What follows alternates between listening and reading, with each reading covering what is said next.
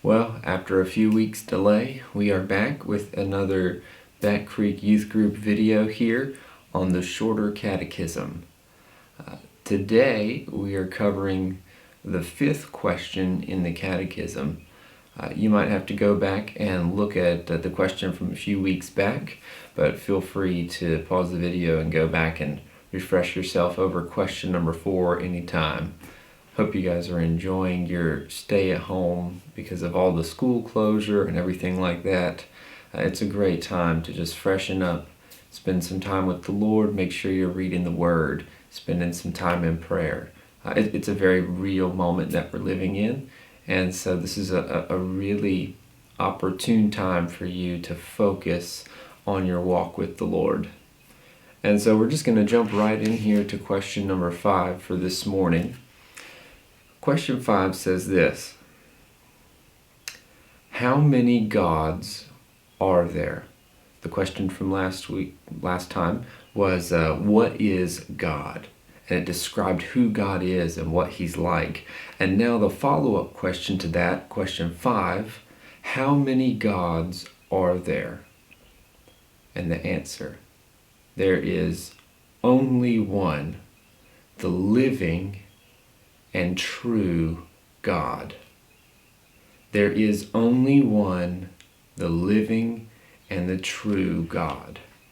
And that's our question for this morning.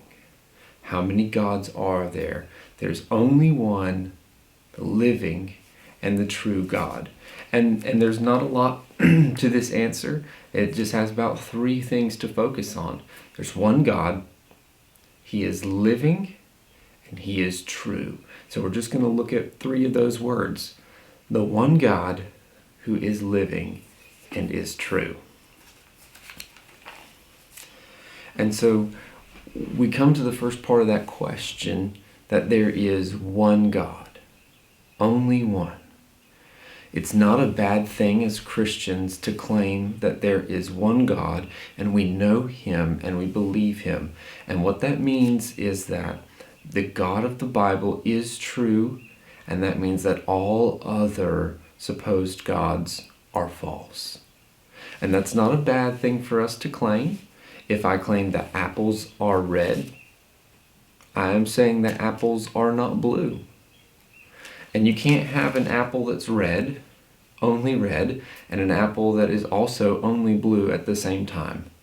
That means that the God of the Bible, the living and true God, cannot be true at the same time that the God of Muhammad, Allah, is true. Those are 2 different things. One is a blue apple, one is a red apple, and they can't both be true at the same time. There's only one God, and it's not arrogant for us to claim that.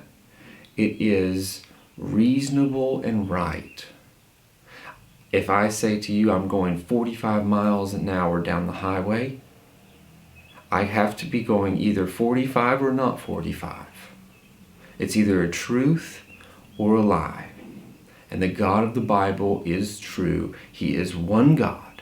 There's only one. He's not one God among many.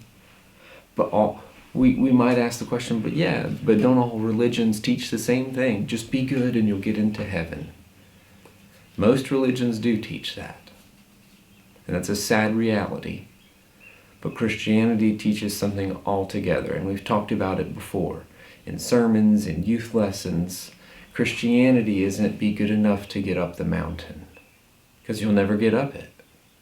You're a sinner, under the wrath of God. Sin has infected every part of your life. You'll never be good enough to get up the mountain to God.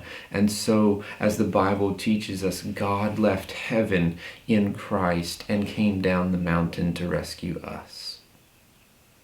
Oh, there's only one God that has done that. And it is the living and the true God, the God of the Bible. There's only one. And I want to look here for the next few words as we look at He is true and living. I want to look at a passage from Jeremiah chapter 10. We're going to start in verse 8, but we're really focusing on verse 10. Talking about idols that are not real, fastened by hand.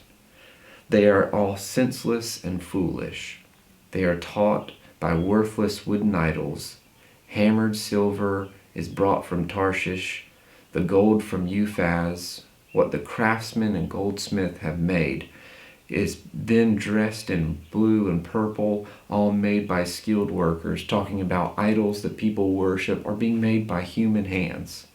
But the Lord is the true and the living God, the eternal King. When he is angry, the earth trembles, the nations cannot endure his wrath. He is true and he is living. Think about this. When you come up on a snake when you're outside, maybe it looks like it could potentially be a copperhead or a poisonous snake. If you believe that that snake is true, not a fake rubber snake that your brother put there to trick you, and is living, he's not dead, then you're going to respond differently. If you think that's a rubber snake or a dead snake, you're not going to be too careful about walking right up to it. You might even just kick it out of the way. You might just, boot it to move it out of your way. But if you think that that is a true and a living snake, a true living copperhead, you might take a little bit of precaution. You might go and get the shovel and take it out, because you know that there is something different about this being living and active versus being dead. And that is our God. He is true. He is not fake. He is not some fairy tale story in the sky. He is true, living, and active. He is living. And so I want to just leave you with this question. As the scriptures and our catechism teaches us, God is true. He's a reality. He isn't pie in the sky, fairy tale over there. He's very true and very real. And he is living. Are you living your life as a Christian with the belief that God is actually living and active in your life? Or is he practically a lifeless idol? Is he just kind of a statue in your life that sits over there, but you don't actually expect him to be involved? When you pray, is he just kind of a statue that you kind of pray to, but you don't actually expect him to hear and answer? Is he a God that you know the Bible tells you loves you, but you don't really actually believe that he is living and loves you? There is only one God, the true and the living God. We'll see you next time.